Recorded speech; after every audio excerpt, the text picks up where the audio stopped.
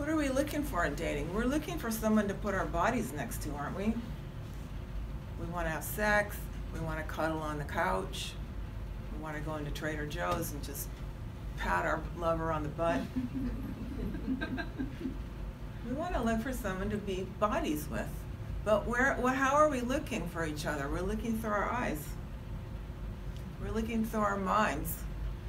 So in the Western culture, the capitalist culture, we're taught to cut off here at the neck, to be talking heads, and the body is something that, well, you know, it's kind of in the way, and it's usually not the right size, and it's kind of there, and I don't want to feel too much, because we can be controlled. If we're just caught in our minds, we can just be controlled to buy a lot of stuff. So a lot of us walk probably not as, probably in this room not as much as the general populace, but we're talking about, and you know, we go to the gym and we try to force our body to be something that may or may not want to be. So even a lot of people who study yoga, I noticed after when I went to the ashram, we started getting more into our bodies. I noticed I'd always been a dancer, and I thought I had a lot of body consciousness, but I was actually in my head making my body do certain things. Bodies, through our breath, come into our bodies. So imagine what this would be like if you were dating with bringing your body along with you. Most people sit down at a coffee date to meet each other, one person's head and another person's head, and one person's eyes, another person's eyes, with the eyes we first came into this room with now there's nobody here I would date. And we come into this more relaxed place and we go, oh, yes, all these other lovely people. There's a particular standard of good looking that everyone's supposed to want. When I was in the Tantra ashram, we would be blindfolded and we would feel our attraction with blindfolds on. And you know what we found out? It really wasn't the people that our eyes would have picked. It rarely was. But we would be in these groups like this size, we'd have blindfolds on. We would know each other more than for the half an hour we've all known each other. We would go around and we would feel with our bodies the attraction of this person. We go, what is my attraction here? Is this a friendship? Is this a sexual attraction? Does this feel like my parents? Does this feel like family? What is it? Who does this feel like to me? But this could completely bypass the conventional dating. So we go with our minds and our lists, and part of Tantric Dating is to say, let's be in our bodies. Let's bring our bodies with us. How does it feel to be in your body right now? You can look inside versus when you came into this room. Some of you guys are in love already.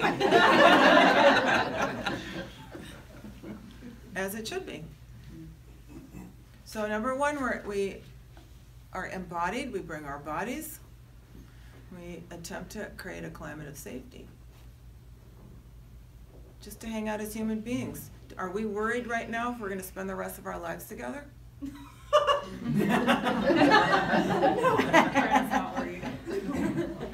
We're not, but we're enjoying each other. This is possible in dating. This is possible. This embodied sharing of safety. Does that sound like anybody's experience in the dating world? It can be.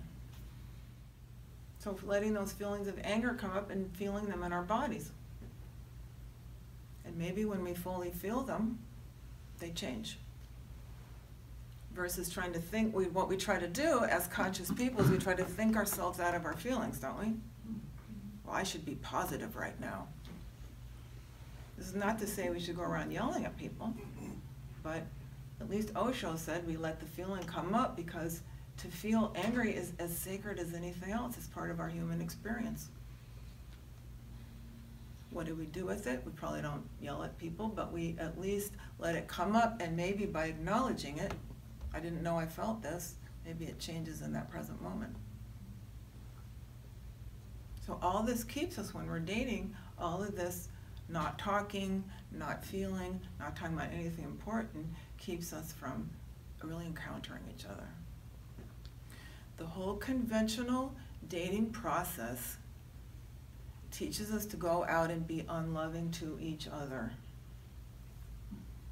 And I found the longer I dated, I started noticing I'm becoming more unloving the longer I do this.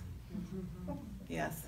You know, but it kind of begs the question also, is that sometimes there are people that, and I'm not saying that they're not worth loving, but they're definitely not safe for any particular reason. So get the heck out of there. Right? Definitely there are people who are unsafe. And so if we can pick that up in our bodies, we know this is an unsafe situation. What I tell my patients is, doesn't matter if you're imagining it or if they really are unsafe. If it's unsafe for you, then protect yourself. Definitely. The unlovingness of the conventional dating scene, for example, is, swipe left on anybody who doesn't look right. I would find myself, I said earlier, I would walk into a room and go, there's nobody here. Or I'd sit down on a date and I'd go, he doesn't look like his picture. Or I would look at these long lists of the criteria. This just seems so ludicrous to me now that we make these long lists. We're supposed to meet, go online and look at the long lists of these people's interests, and I would get to the point where I'd be like, I couldn't date anybody who watches that television show. I don't even watch TV. I've done that too. Right? Right? I don't even watch TV, but I'm like, Do you know what anybody in this room, what TV show they watch? Does it matter? It matters in conventional dating. Wait, now can we ask everyone? Because Yeah. I feel unsafe. I mean, if they watch that show, right?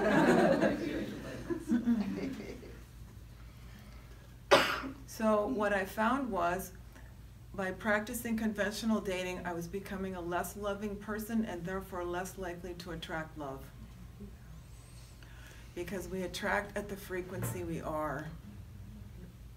So I decided that dating would become part of my spiritual path, and I would use it to become a more loving person instead of a less loving person. So I would sit down on the date and get in my body, figure out how to feel safe. If I wasn't safe, get the heck out of there, but usually I was safe. Starbucks, safe enough. And then figure out how to love this person and how to try to relate authentically. That is very radical. My struggle is a self-aware person. I've always been able to do that on dates, like meet a person for a cup of coffee and have some, like this is a human being, so I'm willing to bring as much presence and compassion as I can. As soon as I would get into a relationship, and I'd become like the mayor of Crazy Town. Okay, so there's work to do. Okay, and this is part of becoming a more loving person, is working on what makes me crazy in relationships. And I did that. I went back to therapy. I started really addressing these questions of what's going on with me in relationships. It's partly starts from the beginning, because almost all relationships that went sour, you can look back and see there was some indication in the beginning, in me or in them. And it's partly through continuing to work on how am I not bringing love into the dating and into the relationship. And you can see here, in an hour and a half, you can fall in love with everybody. You can fall in love with everyone you date. That doesn't mean you're going to go home with them. If you do, it's none of my business. Doesn't mean you're going to marry them. You probably aren't.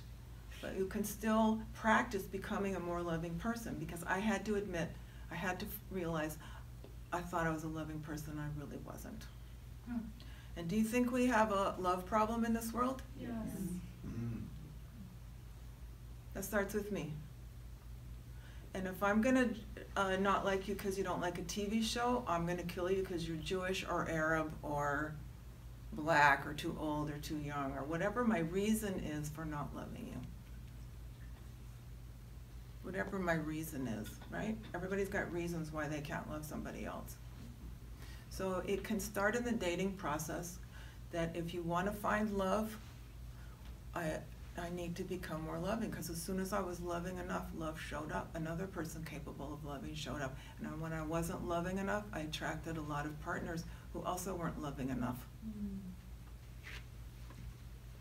If I reject you because you're too old, I get rejected because I'm too old. Mm. If I reject you because of your car, you don't like whatever about me, I don't have the right body shape, whatever your reason is for not loving me, it's reflecting back something about myself. So I offer these exercises. I offer in my book ways that we can use the dating process to develop ourselves tantrically, to fall in love with everybody, cultivate more love in ourselves and others, and therefore magnetize a partner who's as loving as we are. Because who's showing up for us is a mirror reflection of what, in some way, of what we're putting out. For me, that took some work, therapy, figuring out what's going on. It was worth it. It cost a lot of money for me. I was I had a ways to go. But it was worth it. It was worth it. And finding the love of my life is worth it. So I'm suggesting that this way that we're meeting tonight is the way that you can go out and meet and look for love, which is very different than all conventional advice that I've ever seen. And it comes from living in an environment where men and women could meet like this in friendship.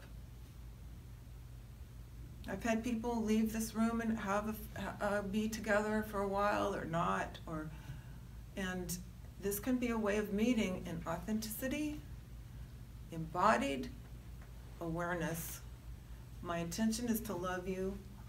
You don't have to be any particular way for that to happen. And if I have barriers to that I need to work on that, and here's my opportunity sitting right in front of me.